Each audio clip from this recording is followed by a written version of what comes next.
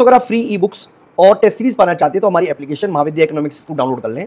यहाँ पर आपको UGC NET, PGT economics, assistant professor, CUET PG economics, economics optional, B economics, M economics जैसे 250 से वैदिक कोर्स मिलेंगे।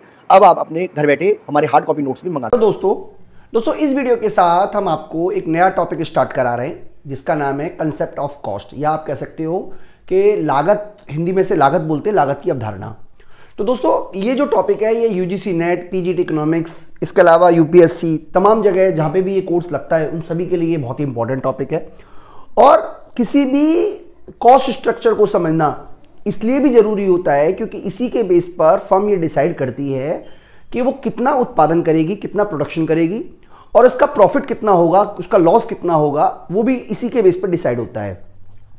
तो इस वाली वीडियो में हम आपको समझाने वाले हैं कंसेप्ट ऑफ कॉस्ट के बारे में और साथ ही साथ टाइप ऑफ कॉस्ट के बारे में। तो ये पूरी डिटेल में हम आपको समझाने वाले हैं। इससे पहले मैं आपको बता देता हूं कि हम UGC NET, PGT economics, assistant professor, UPSC economics optional, तमाम तरीके के कोर्सेज जो हैं वो हम अपनी एप्लीकेशन महाविद्या इकोनॉमिक्स स्कूल के माध्यम से प्रोवाइड कराते हैं। तो आप हमारी एप्लीकेशन महाविद्या इकोनॉमिक्स स्कूल जरूर डाउनलोड कर लें। तो अपना टॉपिक पे हम वापस आते हैं और हम सबसे पहले यहाँ पे बताया हुआ है कॉस्ट क्या होती है। तो देखिए, जब भी कोई फर्म मतलब प्रोडक्शन करती है तो प्रोडक्शन करने में दो तरीके की चीजें यूज होती हैं। एक होता है फैक्टर इनपुट, और दूसरा होता है नॉन फैक्टर इनपुट।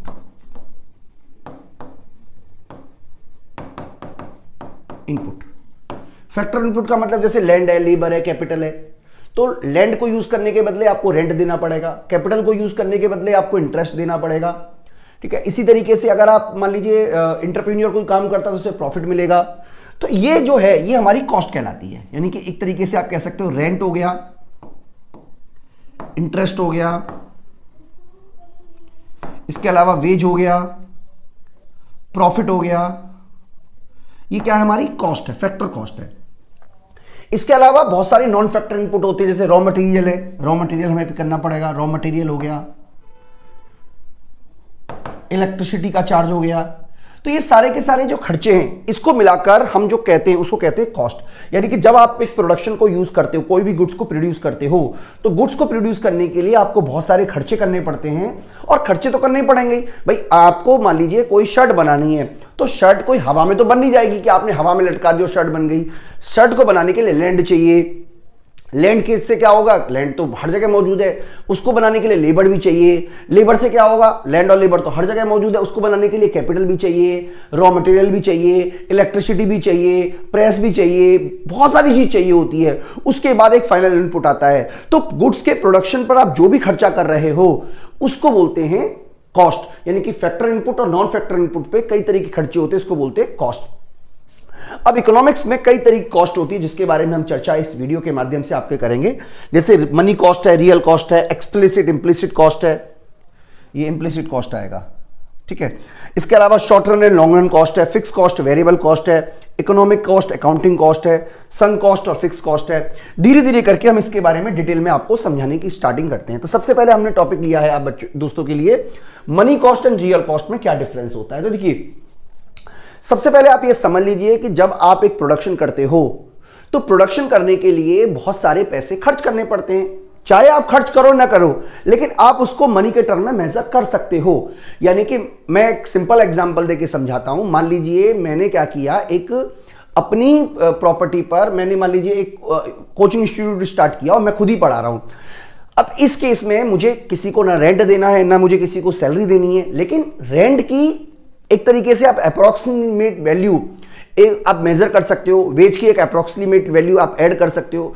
तो मनी कॉस्ट का मतलब है जब आप किसी गुड्स को प्रोड्यूस कर रहे हो तो प्रोडक्शन करने की वजह से आपको कई तरह की कॉस्ट पे करनी पड़ती है, चाहे वो एक्सप्लिसिट हो जिसको हम दूसरों को पे करते हैं, या इम्प्लिसिट हो। दोनों की वैल्यू, मॉनेटरी वैल्यू को मिलाकर बोलते हैं मनी कॉस्ट। यानी कि money cost is the amount that producer spend directly the purchase of input of production.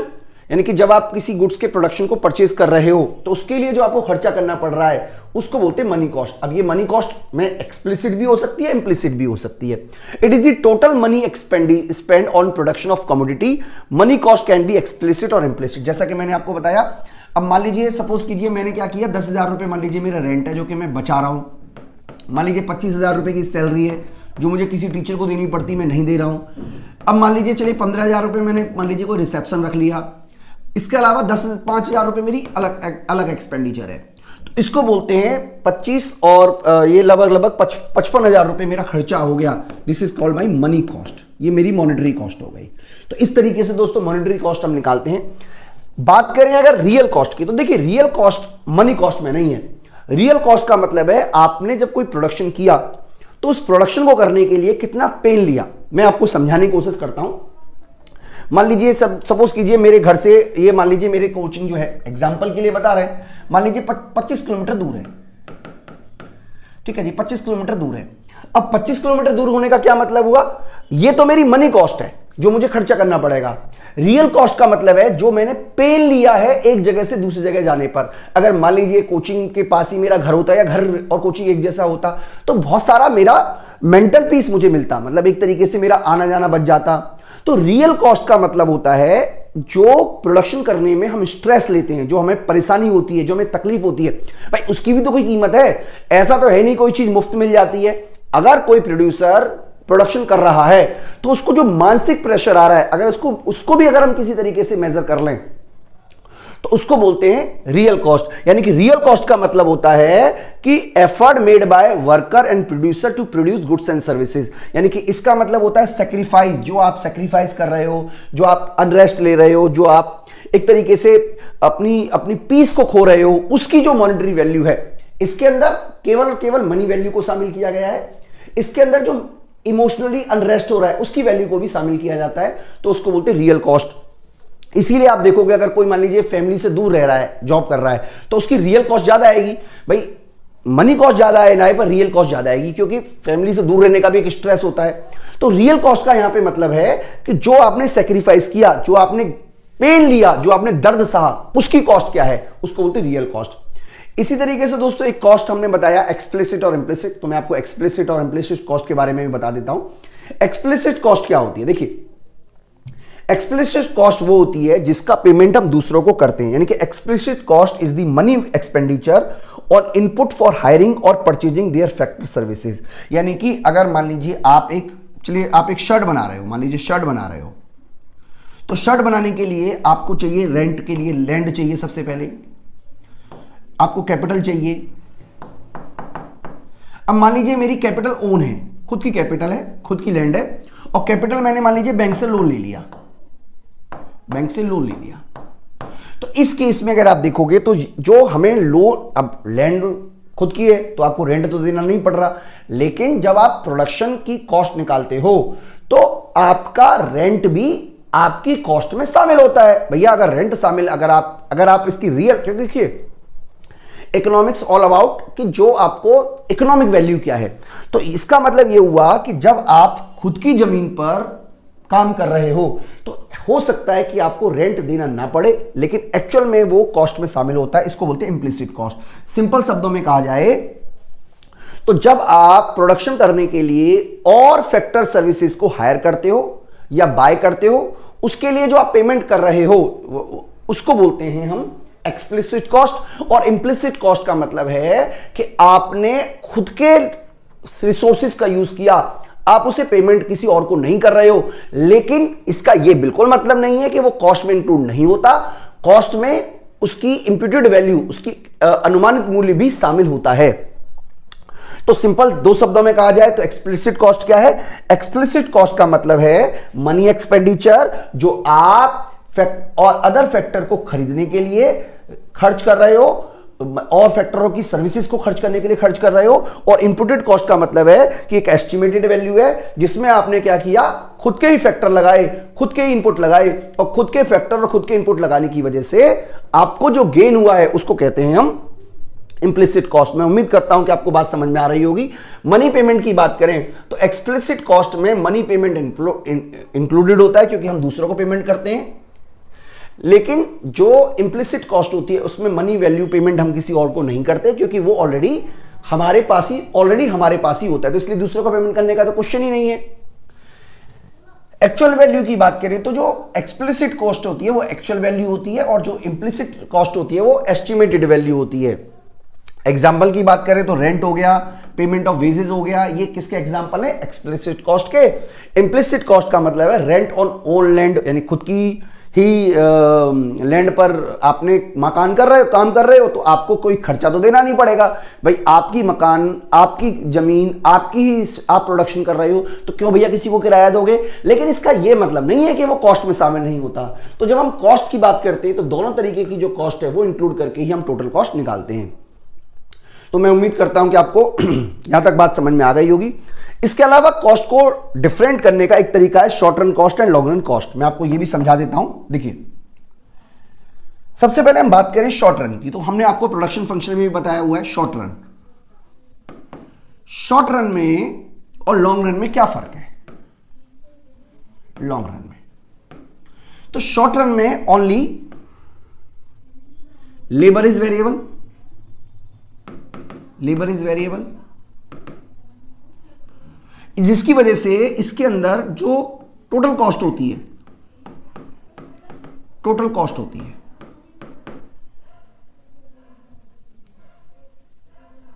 उसके दो हिस्से हो जाते हैं। कुछ हिस्सा फिक्स कॉस्ट कहलाता है और कुछ हिस्सा वेरिएबल कॉस्ट कहलाता है।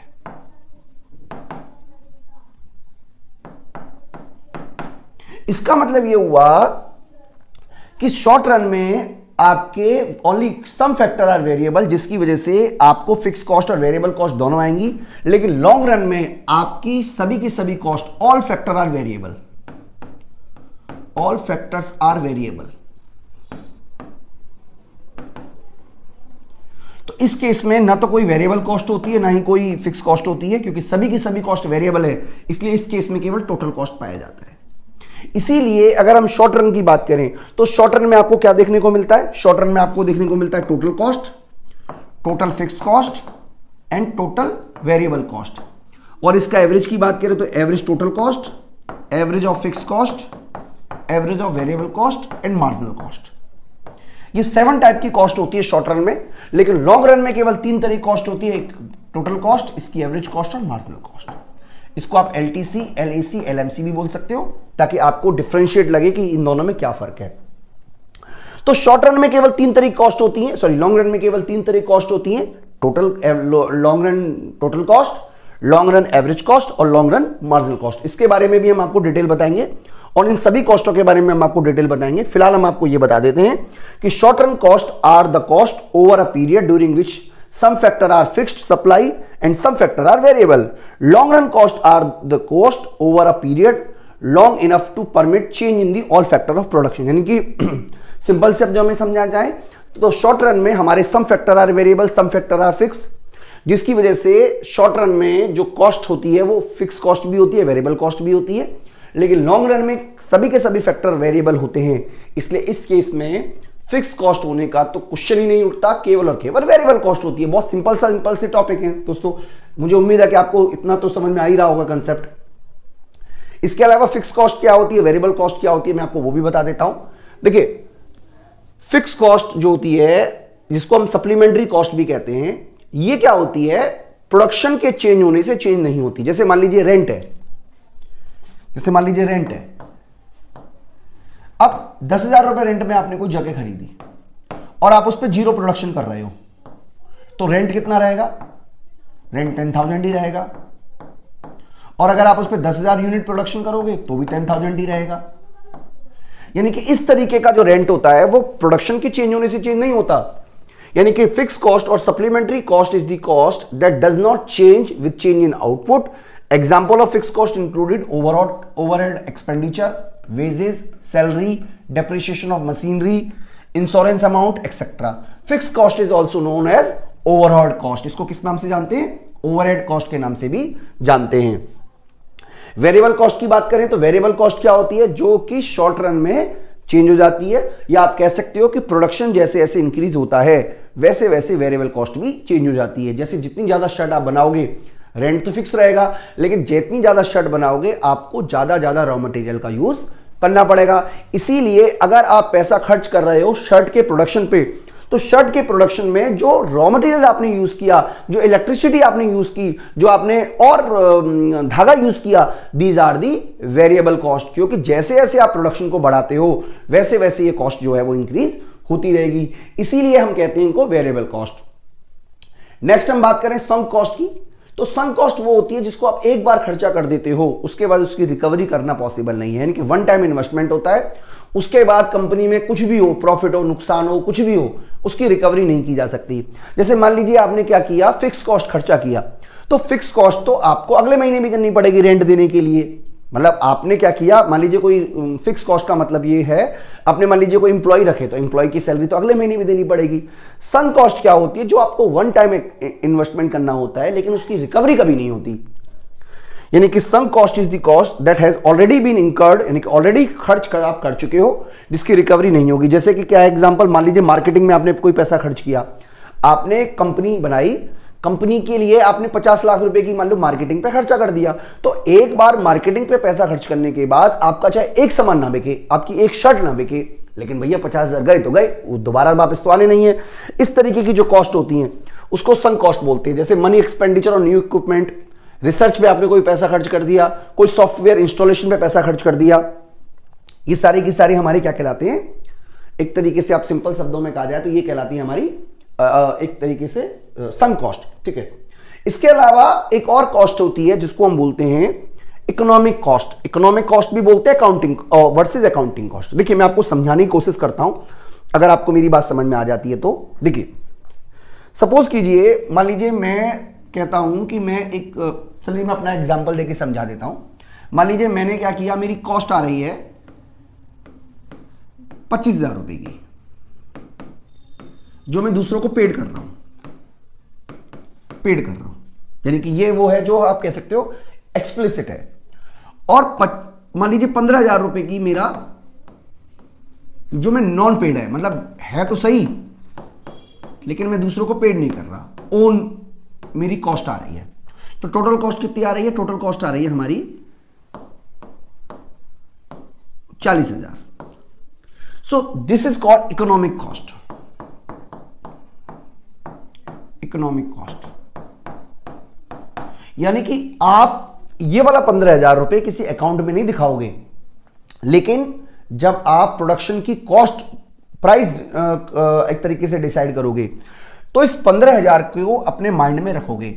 तो इस तरीके से ये कहलाती है इकोनॉमिक कॉस्ट, और ये वाली जो है ये कहलाती है अकाउंटिंग कॉस्ट। यानी कि एक तरीके से आप कह सकते हो कि अकाउंटिंग कॉस्ट क्या होती है। अकाउंटिंग कॉस्ट, ये देखिए आप समझिएगा यहां पे, accounting cost are explicit cost. ये आप क्लियर कर लीजिए कौन सी कॉस्ट होती है, explicit cost paid out from your pocket, यानी कि जो आपसी जेब के जाती है वो कहलाती है explicit cost. Economic cost are the sum of accounting cost plus implicit cost, यानी कि एक्सप्लिसिट कॉस्ट का और इंप्लिसिट कॉस्ट को अगर आप जोड़ दो तो उसको बोलते हैं इकोनॉमिक कॉस्ट। और इकोनॉमिक्स में हमारा कंसर्न जो होता है वो कंसर्न होता है हमारा इकोनॉमिक कॉस्ट से। इकोनॉमिक्स में आप अकाउंटिंग कॉस्ट को कंसीडर नहीं करते, इसीलिए जब आप कहते हो कि जीरो प्रॉफिट, नॉर्मल प्रॉफिट को नॉर्मल प्रॉफिट, जब आप नॉर्मल प्रॉफिट की बात करते हो तो नॉर्मल प्रॉफिट में आप कहते हो कि average revenue equal to average cost, क्योंकि इस कॉस्ट में आपका सभी तरीके की चीजें, यानी कि इवन प्रॉफिट भी आपका शामिल है, यानी कि जो मिनिमम प्रॉफिट है वो भी आपका शामिल है। Implicit cost are opportunity cost. Implicit cost क्या होती है, opportunity cost and the benefit of next best alternative forgone. ठीक है, तो यहां पे देखिए कुछ डिफरेंस बताए हुए हैं। इकोनॉमिक कॉस्ट एक्सप्लिसिट कॉस्ट होती है, इकोनॉमिक कॉस्ट जो होती है, अकाउंटिंग कॉस्ट एक्सप्लिसिट कॉस्ट होती है। इसके अलावा जो इकोनॉमिक कॉस्ट होती है वो एक्सप्लिसिट प्लस इंप्लिसिट का सम होती है। इसको मनी में मेजर कर सकते हैं, and cost can be measured in term of other than money. Money के अलावा और चीजों में मेजर कर सकती है। इंटरनल एंड एक्सटर्नल यूजेस के लिए यूज होती है, और इसका केवल इंटरनल यूजेस के लिए इसका प्रयोग होता है।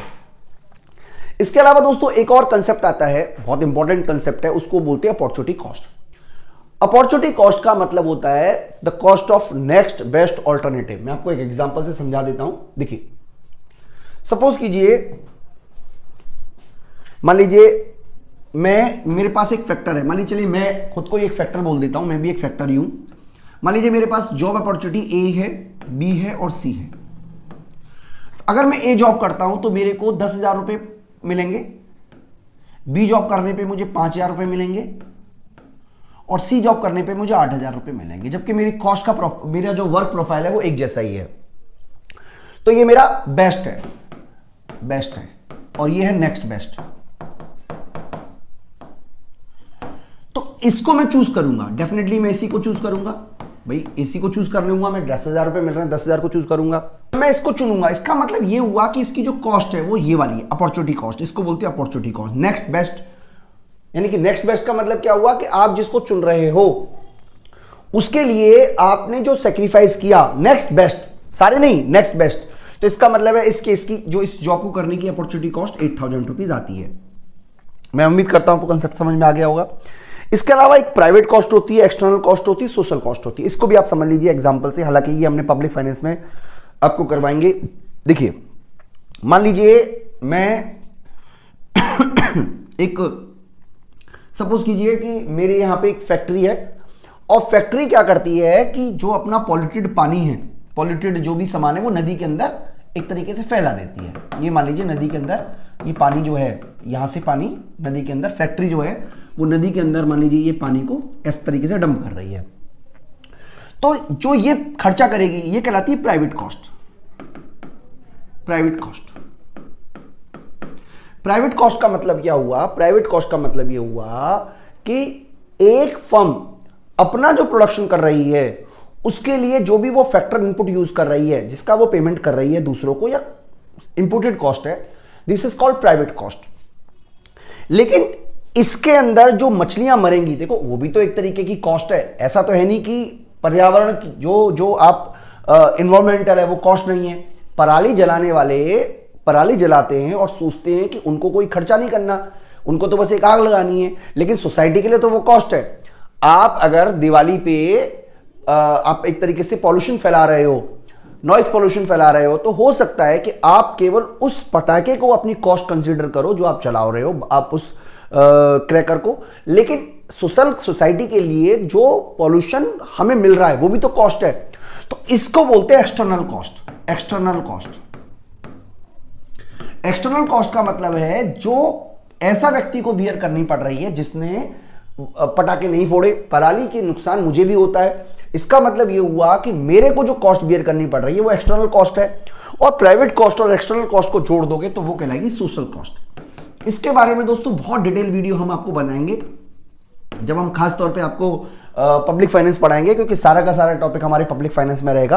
तो दोस्तों ये सारे के सारे कंसेप्ट है जो कॉस्ट रिलेटेड है। मैं उम्मीद करता हूं कि आपको यहां तक समझ में अच्छी तरीके से आ गया होगा। अब हम, जैसा कि हमने आपको बात किया था कि शॉर्ट रन और लॉन्ग रन में कॉस्ट अलग अलग होती है, तो मैं अब आपको शॉर्ट रन कॉस्ट के बारे में आपको समझाने की कोशिश करूंगा। तो अगली वीडियो में हम आपको शॉर्ट रन कॉस्ट के बारे में डिटेल में समझा देंगे। इस वीडियो में इतना ही। Thank you.